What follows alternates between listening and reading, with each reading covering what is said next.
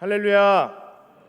오늘 찬양을 인도해 주신 IMC 워십 찬양팀과 그리고 제3교구 찬양대 특별 찬양을 해주셔서 우리 하나님께서 이 찬양을 기쁘게 받아주신 줄 믿습니다. 오늘 본문으로 바로 들어가겠습니다. 오늘 이 3일 저녁 예배 헌신 예배를 드리는 미술선교회 회원분들 그리고 임마누엘 교회 온 성도님들에게 하나님의 은총이 가득하시기 바랍니다.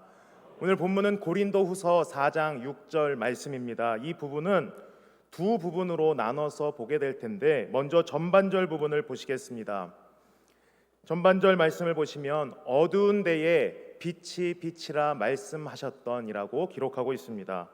여러분 뭐가 생각나십니까? 창세기 1장 1절, 2절, 3절 말씀 생각나십니까?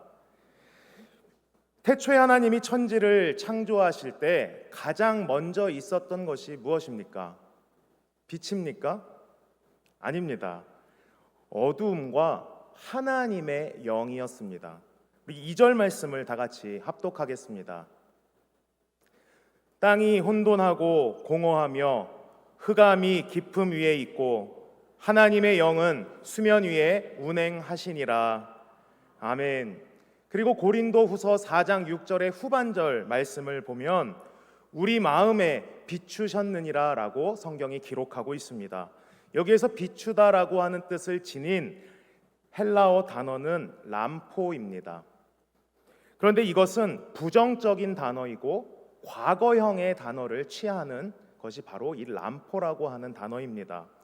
오늘 이 성경 말씀을 누가 기록했습니까? 사도 바울이 기록을 했습니다. 그는 과거에 어떤 사람이었습니까? 그는 예수님 믿는 자들을 쳐 죽이고 옥에 가두는 일을 하는 그런 사람이었습니다. 그의 마음은 항상 흑암 속 아주 깊은 수렁과 같은 마음을 가지고 있었다라는 것입니다. 왜 그렇습니까? 그는 영적인 무지렁이와 같은 사람이었기 때문에 그렇습니다. 성도님들, 제가 말씀드린 이 두 부분을 연결해 보도록 하겠습니다.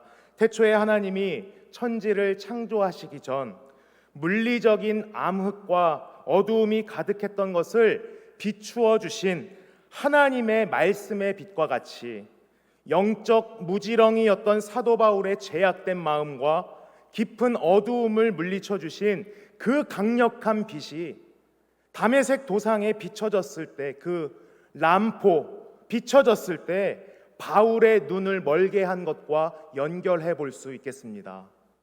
고린도후서 4장 4절 말씀을 보면 하나님이 자신에게 비춰주셨던 이 빛을 복음의 광채라고 바울은 이야기합니다. 오늘 바울이 말하고 있는 이 말씀은 첫 창조 이후에 우리 각 사람에게 일어나는 두 번째 창조를 의미합니다. 그래서 이것을 신학적인 용어로는 재창조라고 말합니다. 여러분이 예수님을 믿는다는 것이 무엇입니까? 재창조되었다는 것입니다. 예수님을 알게 되고 믿게 되는 자들, 즉 재창조의 빛이 우리 마음에 비춰졌다라는 것입니다. 그래서 바울은 고린도후서 5장 17절을 말합니다.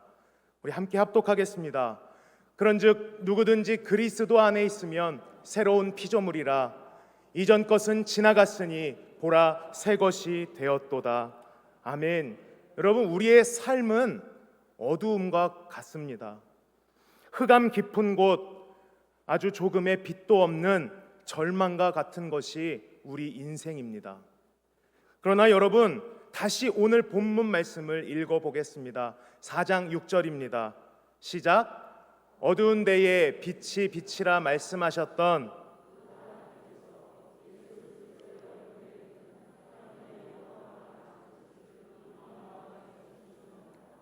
아멘. 여러분, 우리는 태어나면서부터 본질상 진노의 자녀입니다. 믿으십니까?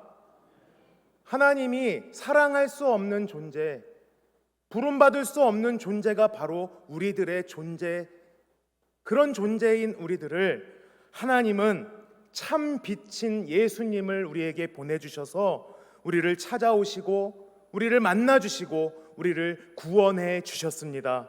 그리고 우리의 어두운 인생에 한 줄기 빛을 내려주셔서 하나님 나라에 초대해 주셨습니다.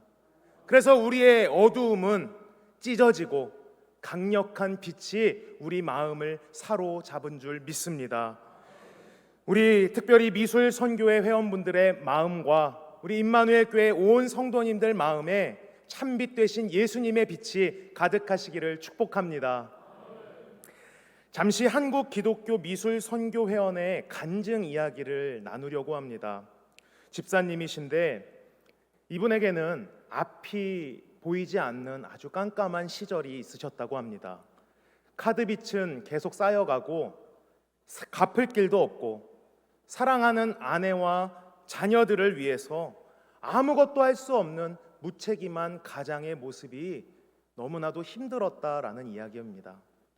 정말 너무 어렵고 힘들어서 아무런 의욕이 없고 그 상황이 계속 지속되고 있는 상태였습니다. 그런데 그렇게 힘들 때 하나님께 물어보지도 않고 자신의 생각과 판단만을 가지고 이제 내 붓을 꺾어 버려야겠다라고 생각했다고 합니다.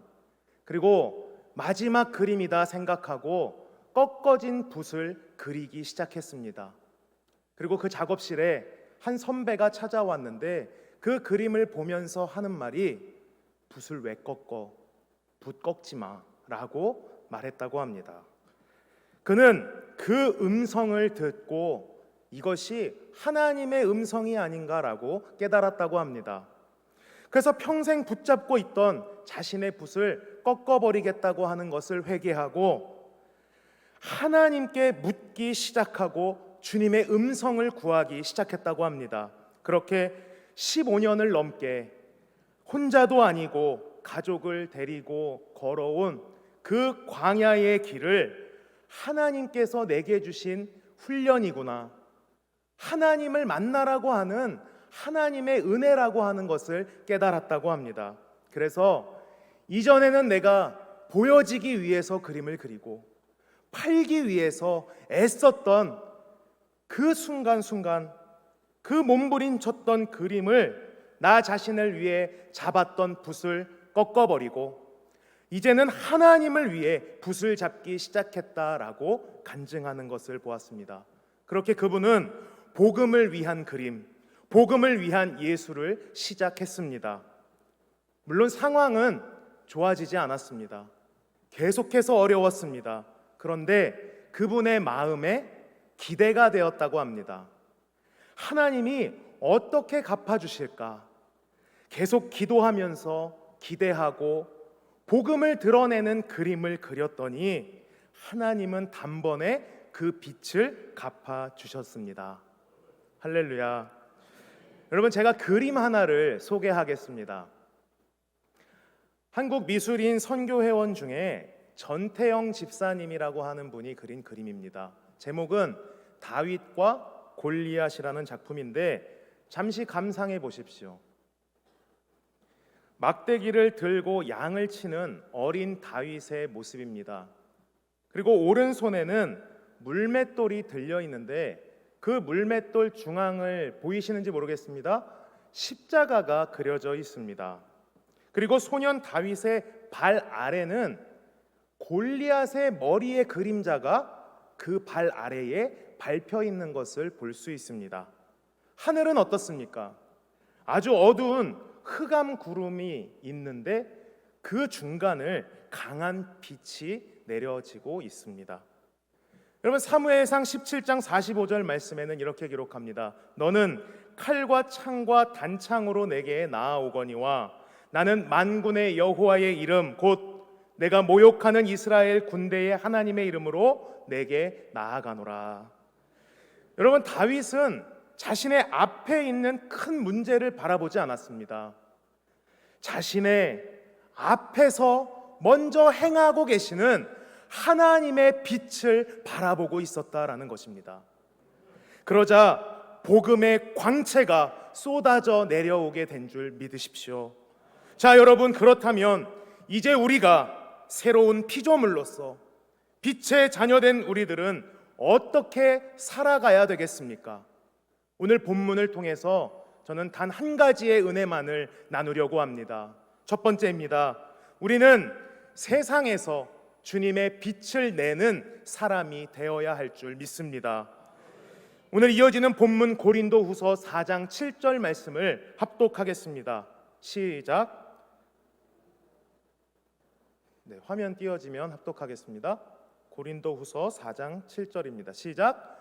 우리가 이 보배를 질그릇에 가졌으니 이는 심히 큰 능력은 하나님께 있고 우리에게 있지 아니함을 알게 하려 함이라. 아멘. 여러분, 보배를 가졌습니다. 여기서 말하는 보배가 지금 7절인데 6절로 나와서 죄송합니다. 여기서 말하는 이 보배가 6절에서 말하고 있는 예수 그리스도의 얼굴에 있는 하나님의 영광을 아는 빛, 이것이 보배라는 것입니다. 하나님의 얼굴을 아는 예수 그리스도의 빛, 우리 모두가 소유한 줄 믿습니다. 그런데 이 말씀이 무엇이냐면 오늘 예배하는 여러분들의 얼굴에 예수님의 빛이 나타나야 된다는 것입니다. 우리 한번 옆에 분들을 쳐다보십시오. 예수님의 빛이 보이십니까? 우리 이렇게 인사하시겠습니다. 빛내는 사람 되십시오.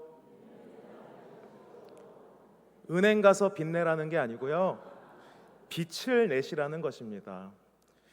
자, 여러분, 오늘 본문으로 돌아와서 말씀을 다시 보니까 굉장히 역설적인 내용입니다. 왜 그러냐면 보배를 가졌는데 그 보배를 담고 있는 그릇이 질그릇입니다. 여러분, 보배라고 하는 것을 내가 담는다고 생각해 보십시오. 어디에 담겠습니까? 질그릇이 있고 금그릇이 있다고 생각해 보십시오. 우리는 보통 금그릇에 보배를 담을 것입니다. 그런데 굉장히 역설적인 오늘의 이 말씀은 금그릇이 아닌 질그릇에 보배를 담았습니다. 질그릇은 값싼 그릇입니다. 우리가 흔히 볼 수 있는 진흙을 주재료로 쓴 것이 바로 질그릇입니다. 그런데 그 질그릇이 여러분 아주 튼튼하게 그대로 있으면 이 보배를 드러내게 할 수 있겠습니까? 아니면 없겠습니까? 드러나지 않습니다. 그러면 어떻게 해야 합니까?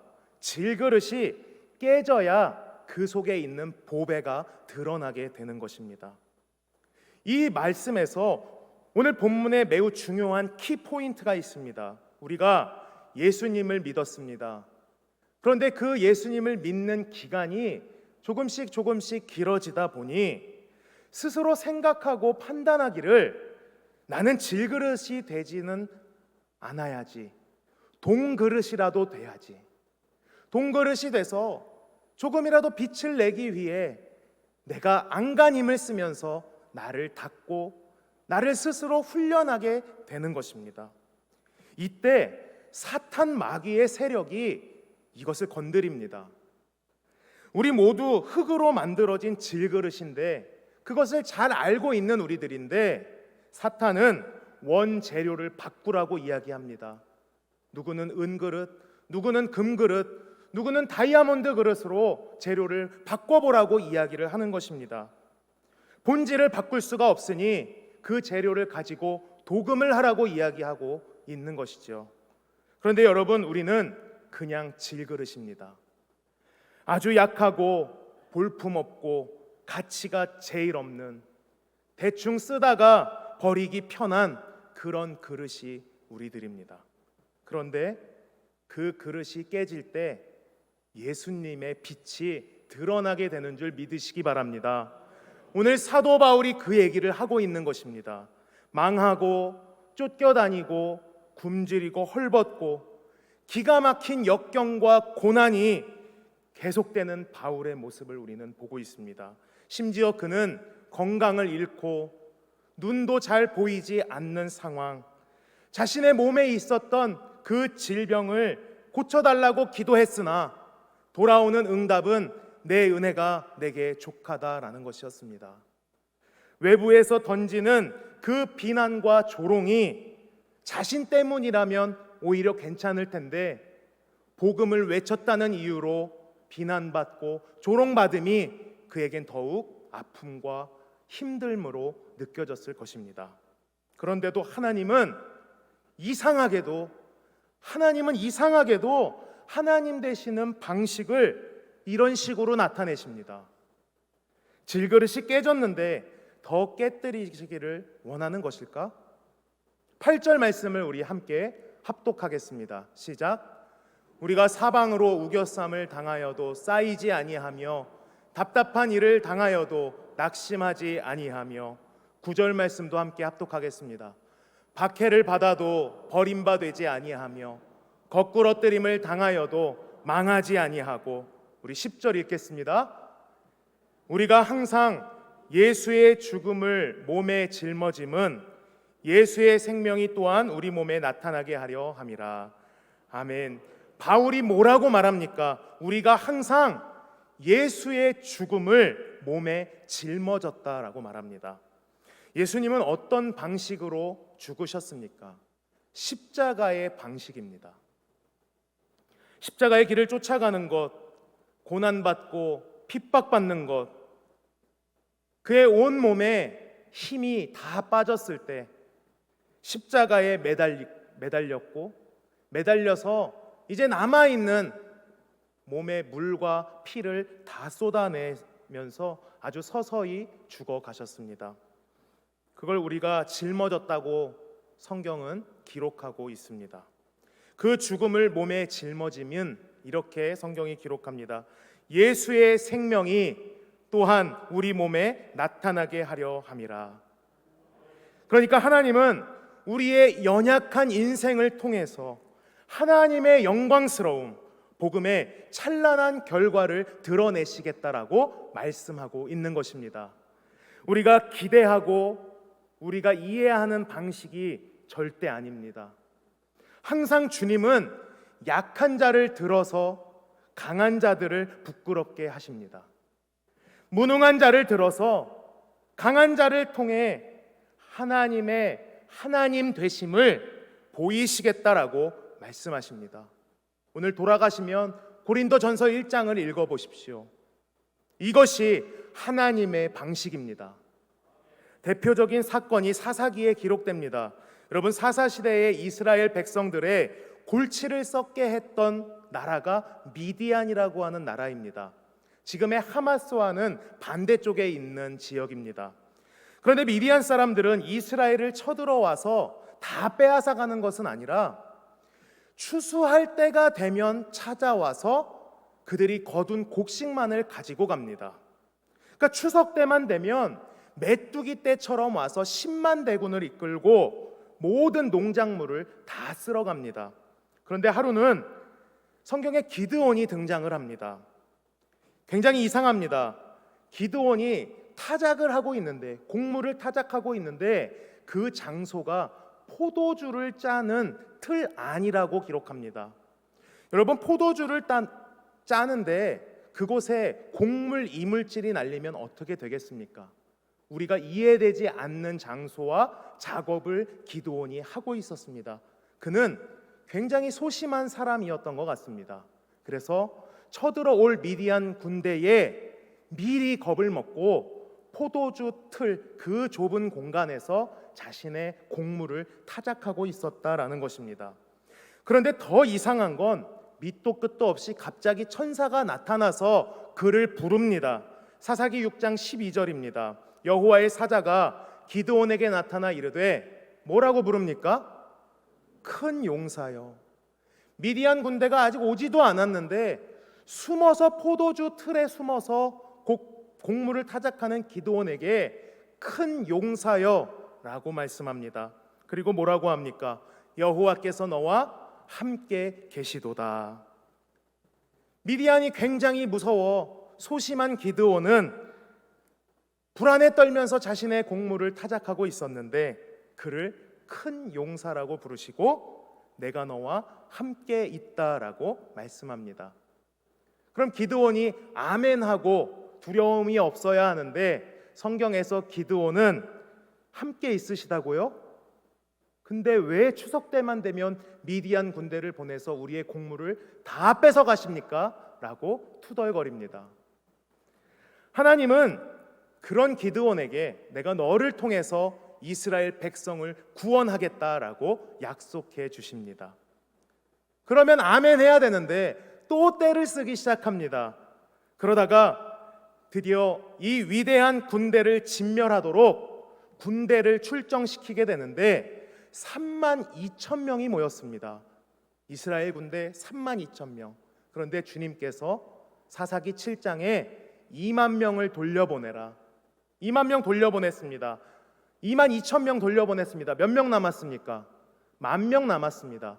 그 10,000명을 데리고 가다가 물을 마시려고 시냇가에 들렀는데 몇 명이 입을 대고 물을 마십니까? 9,700명. 그리고 그 시냇물을 손으로 떠먹는 사람들이 300명. 9,700명을 하나님이 돌려보내시고 300명을 남겨두십니다. 왜 그렇습니까? 적은 인원으로 하나님은 큰 능력을 나타내 보이시기 위함입니다. 내가 너의 하나님됨을 나타내 보이시겠다라는 것입니다. 아마 혀를 대고 시냇물에 혀를 대고 물을 마시는 사람이 300명이었다면 저는 그 300명을 남았을 거라고 생각되어질 정도입니다.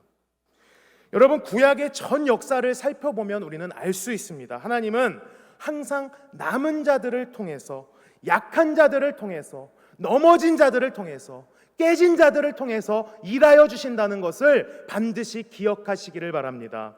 이것이 하나님이 일하시는 방식입니다. 이제 300명의 군대가 10만 대군과 싸움을 합니다. 말이 안 되는 상황이지만 하나님이 그들의 등을 떠밀어서 내보내십니다. 그런데 그 무기가 무엇입니까? 성경은 나팔과 항아리와 횃불이라고 말합니다. 사사기 7장 16절 말씀을 합독하겠습니다. 시작.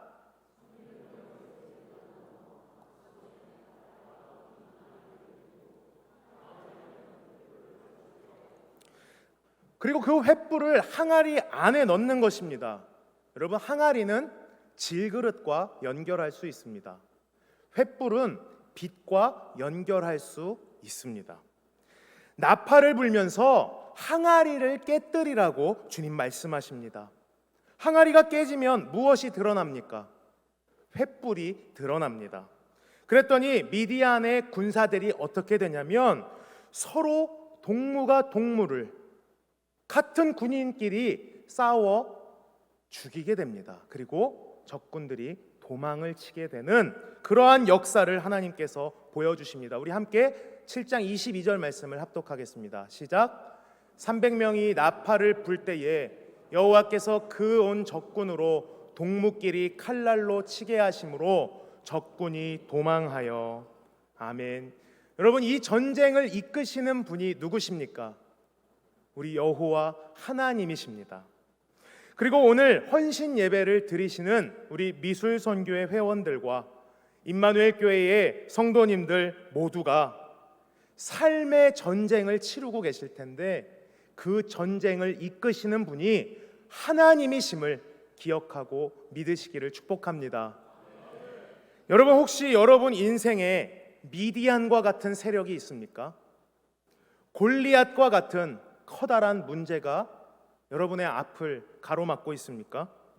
영적으로 눌리고 답답한 마음이 있으십니까?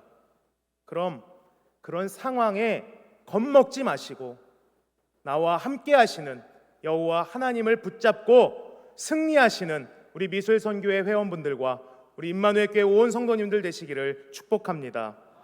바라기는 매일 부활의 주님을, 그 소망을 붙드시는 우리 임마누엘 교회 성도님들 되시기를 축복합니다.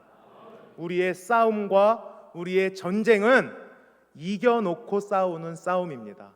하나님이 앞서 행하여 주십니다. 여러분, 사실 우리의 상황이, 우리의 삶이 지금 당장 눈에 보이는 것은 나아지지 않을 수도 있습니다.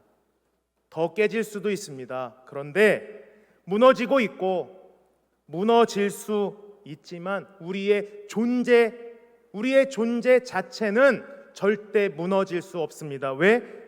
그리스도의 빛과 생명이 우리를 뒷받침해 줄 것이기 때문입니다. 반드시 기억하십시오. 우리가 무너지겠지만 그리스도가 우리가 무너질수록 점점 더 드러나게 되실 줄 믿으시기 바랍니다. 미술선교회 여러분, 항아리가 깨질 때 하나님의 큰 능력으로 승리가 주어졌음을 믿으십니까? 오늘 이 말씀이 우리 미술선교회원들이 살아가는데 큰 격려가 되고 능력이 되고 헌신을 결단할 수 있는 귀한 말씀 되기를 축복합니다.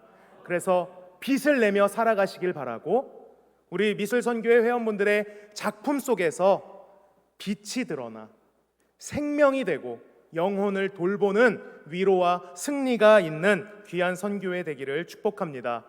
오늘 본문을 통해서 나눈 것은 한 가지였습니다. 우리는 세상에서 주님의 빛을 내는 그런 사람이 되어야 합니다. 이 말씀 생각하시며 우리 이 시간 마음을 합해 함께 찬송하고 기도하겠습니다. 여러분, 이 시간에 헌신을 결단하시는 미술선교회 회원분들을 위해서 도구해 주시기를 바랍니다. 그리고 IMC 카페에 전시되어 있는 작품들도 살펴보실 수 있기를 바랍니다. 그리고 이 나라 대한민국과 우리 임마누엘 재단을 위해서 이 시간 함께 도구하겠습니다. 또 담임 목사님 목회의 여정을 위해서 도구해 주시고, 수능을 앞에 두고 있는 우리의 자녀들을 위해서도 기도해 주십시오. 또 지금도 고통 가운데 있는 우리 환우들을 위해 기억하시고 기도해 주실 때, 또 전쟁으로 고통받고 있는 사람들을 위해서도 함께 도구해 주시기를 부탁드립니다. 우리 나를 세상의 빛으로 함께 찬양하고 주여 삼창하신 후에 통성으로 기도하겠습니다.